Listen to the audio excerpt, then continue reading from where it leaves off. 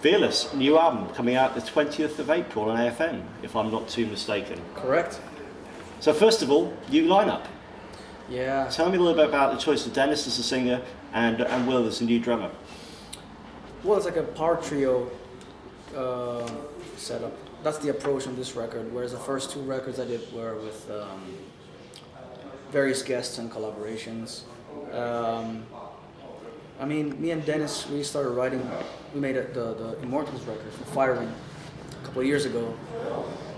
And things turned out really well, you know, we really clicked as songwriters, and the next natural thing was I would send him some of my solo material, or stuff that I was thinking to add, to put on my solo record, and we started co-writing those songs. And then one thing leads to another, it's like we have 7 or 8 tracks that we feel really comfortable with, and then I'm like, well, who's gonna sing on this? And then Dennis is actually a really good singer that people don't know about it, because he's primarily a bass player of Unisonic and Pink Cream 69, but the thing is, he was doing all the vocal pilot tracks. Like when I was singing the music, he would send me back the vocal lines and he would sing them, and such a great vocalist. And he said, hey man, how about doing this as a trio lineup, and you know, you save the money on a singer, and then we just go out there and it just makes things easier. And I thought about it, and I'm like, yeah, actually it would be a good idea to simplify things instead of trying to overcomplicate it. And that would also separate me from what I'm doing with Firewind at the same time.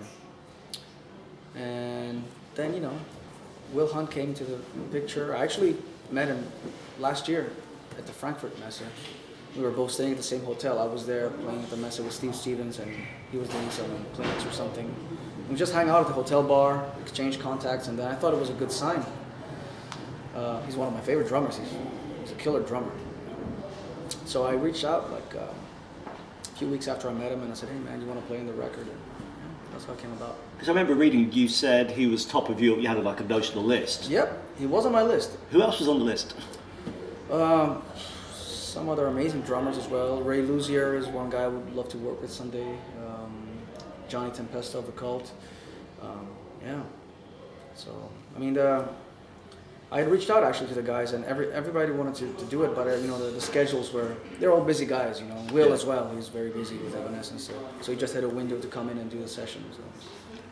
And you've been pretty prolific. I know there was that window between when Apollo left Firewind and then when Henning came as a new singer. You had a 5-year period where you really immersed yourself in solo and collaborative efforts. Tell me a little bit about what you see the differences between the brand new Revolution solo album and the new one. How's it evolved?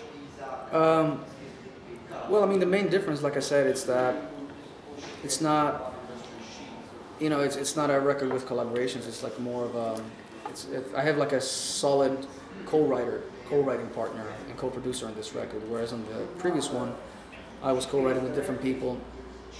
Actually, essentially, Brand New Revolution was a lot of leftover songs from the first record, I Am the Fire, because I had written so many songs that Brand New Revolution, the title track, was supposed to be on the first record. But then the label said, okay, you know, we have enough good songs now. So I was like, okay, I know I have a few good ones for the next one. So that's why it came out so fast, so quickly after the first one. I think in the end, we kind of rushed to finish that record with the mixing and everything. Yeah. So this time I just didn't want to work around and push myself with deadlines and get stressed over it. I was just like, whenever it's ready, it's ready. Yeah, it's a different feeling, you know, doing a record at your own pace and really sorting out all the details.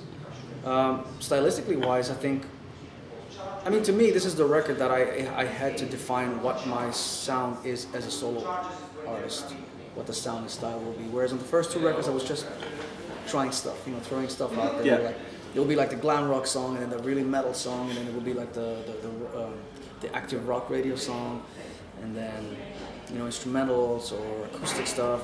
So I was just trying out feeling out different things, and just really letting all those ideas out of me, you know. So whereas this time it was a little bit more cohesive.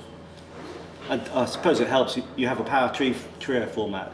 So did that then mean the three of you could actually get in the same space and work together? Well, the thing is, when I write, I usually do all the arrangements myself. and then I send the demos to Dennis. He does the vocals, and we go back and forth until we're happy. But then when Will came into the picture, I mean, we all met in Germany, the place we tracked drums, because Dennis is also the engineer. He tracked the drums, and I mean, you know, I just told Will, really be yourself, man. It's like I feel he really elevated the songs with his style. Great. So let's look at some of the what makes up the album Fearless. I mean, the title track is excellent, and what's apparent is you've got 3 instrumentals on the album. Was there a particular driver to have those instrumental pieces, whereas rather than having vocal tracks? Well, actually, I was inspired by a lot of people telling me that I should do more instrumentals. So I really pushed myself this time around to include some more ideas like that. I thought, you know, obviously it's a guitar record, it's a solo record, so people expect to hear me play guitar, so why hold back on that? But at the same time, I just love having just songs, you know, with good vocals and big choruses and stuff. I'm all about that. I always have been, really. That's always the way that I've been writing music. So yeah, that was that. I mean, the whole point when you start making a record is like the material has to be there. You know, you have to be happy with what you have, and you have to have strong material. Yeah, that's what we start off, and then we move on to the other parts. You know, and what the concept and what the direction is, and all that. And one of the key tracks that was kind of released early on was Mr. Manson. Was that Dennis's idea in terms of the lyric? Yeah, because I'm not much of a lyric writer myself, so I just do the music. So I throw ideas at him, you know, like, oh, here's a lyric there, here's a title here and there, maybe we should talk about this or that, and then he kind of puts pen to paper. With Mr. Manson, it was actually strictly his idea, but I think it probably got him thinking because I sent him the riff and it was very Sabbath inspired, and said, okay, this is like an NIB type of riff, and I was planning on showing it to Ozzy at some point, but obviously I never did. But I said, oh, okay. And then a few days later, he sent me a demo from Manson, and I said, okay, so what's that? He said, well, Mr. Crowley and Perry Mason were already taken. So we go with Mr. Manson. So the character that the song is about is Charlie Manson? It's about Charlie Manson, yeah. I mean, don't get me wrong, we're not praising his actions, you know, it's because people love to get offended these days, but it's not about that. It's just stating the facts, you know.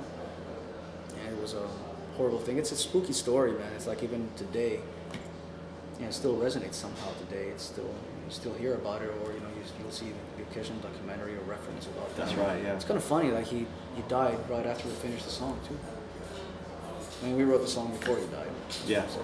Maybe you helped accelerate the process. So good for you. Good.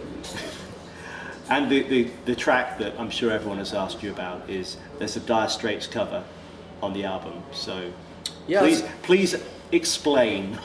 No, it's obviously the idea was it's really simple. It's one of the tracks I always loved when I was growing up. It's Money for Nothing, right? Yeah, yes. Money for Nothing. It's not the usual cover you probably would expect from me. But I think that's what makes it so special and so different. And it's such an iconic guitar riff. Everybody, all guitar players wanted to learn how to play that. Or it's a perfect riff for air guitar. So I just wanted to make a heavier version of it, really. So can we expect similar left field type of covers on future material? The thing is, the original idea came from, I was kind of putting down songs, writing down for a possible EP cover. I never really told anybody about this, nor to the label or anybody. It's just like maybe at some point I should just record 5 or 6 covers and put like a digital EP. And then this one stood out. Yeah. Fantastic. So in terms of touring activity, I mean, Dennis is clearly a studio guy, and you've got some more dates with Firewind coming up in South America. Oh, we just did it last month. We just finished up. So do you have much left with Firewind? And just a couple of festivals. We're doing Wacken in August, and maybe a couple more festivals. But it's more or less we're on a break now because I'm busy with the solo tours. I'm actually on tour right now. I had a 3 days break, and I came out to do some press. And I'm actually touring Scandinavia right now with Jesper Binzer, the singer of DAD, because he has a solo record. So I'm opening up his shows. Yeah, and Dennis is out with me. Well, the whole idea with Dennis being the singer and the bass player was like, he said, well, that's fine, but can he go out on tour? He said, yeah, I guess he got tired being in the studio, because Unisonic isn't doing a whole lot since the Halloween reunion, and he wanted to go out and play, so it was a win-win situation for both of us, So now we're out there playing. Will is out with Evanescence, obviously, he's a very busy man. So we have Felix Bonke from the band Ed Guy and La Fantasia. Yeah. Great drummer. He's out with us playing these shows. Yeah. And when I looked online, I think on your website, it said that you had those solo shows run, I think April and May, and then there's kind of a gap until the summer. Do you have any sort of plans in June right now? No, not in. I mean, I'm gonna take the summer off. I'm gonna do some festivals here and there. There's a couple more to be announced. But most of the summer I'm going to be at home. Usually I take the summers off to when I don't play festivals to put ideas down and start writing, and then we're going to continue touring from September and on. And there's going to be a lot from September basically until Christmas.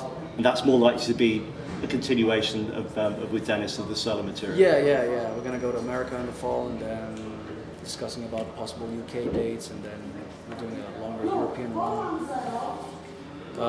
Next year, got the Monsters of Rock cruise, and then going to Asia. So there's a lot of stuff coming up now. And I noticed you did a tour in Japan with Vinnie Moore? It was in America. In America? Yeah. It was last year. That was basically the first time we tried it out with Dennis, the Power Trio setup. It was a good opportunity to check it out because I had those dates with Vinnie coming up. So we said, let's test drive this, see how it works. Yeah. So we're thinking of doing some more dates with Vinnie as well. So. Any chance that will come to Europe? The tour with Vinnie? Yeah. Well, that's how we're trying to hopefully get together. Yeah. We'd love to. I mean, I would love to. I know he wants to do some more solo shows. Yeah. So was that a fresh relationship with Vinnie, or is something you wanted to do for a while? I've known Vinnie for a few years now. I met him when he was in Greece. He did a show there, and then we met up, and he invited me on stage and we jammed.